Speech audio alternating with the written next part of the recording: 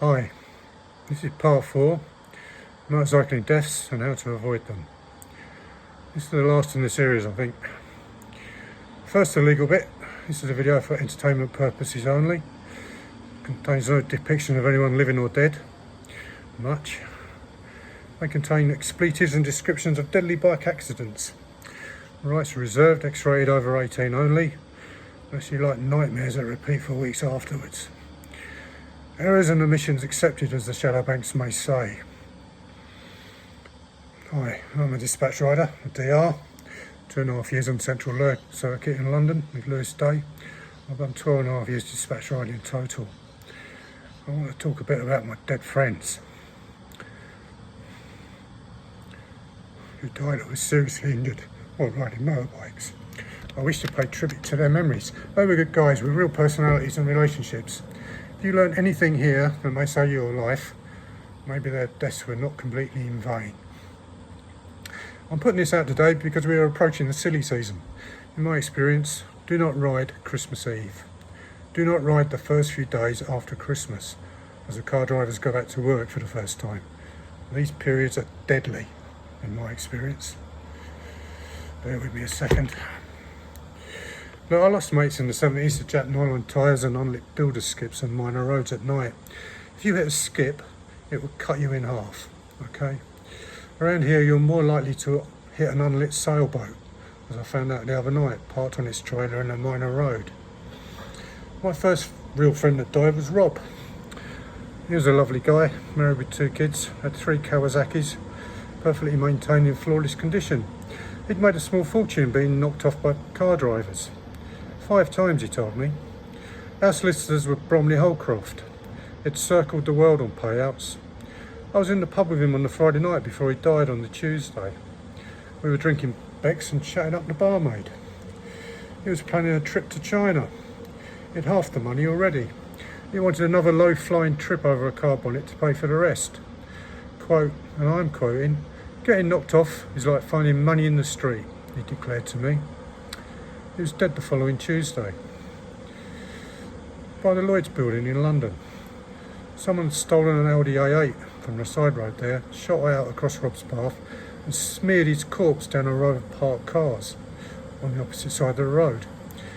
Luckily he died instantly. They never caught the murderer. I often wondered afterwards what was going on through his mind when he saw the black Audi emerge quickly from the side road. Was he thinking, "Shanghai, here I come"? We will never know for sure. The thing is, the bike had upgraded brake calipers, discs and pads. Conditions were dry. I believe he could have stopped if he wanted to.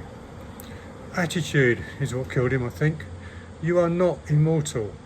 You can choose to die today or not.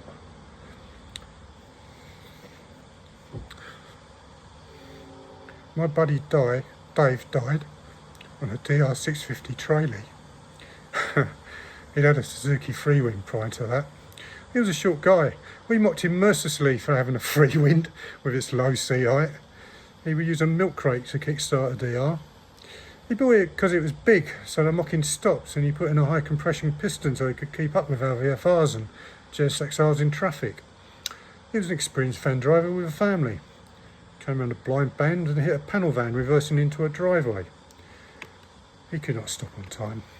A more experienced rider may have lied the bike over and tried to go underneath it, or up and over the footpath. Being a van driver, he relied on the brakes.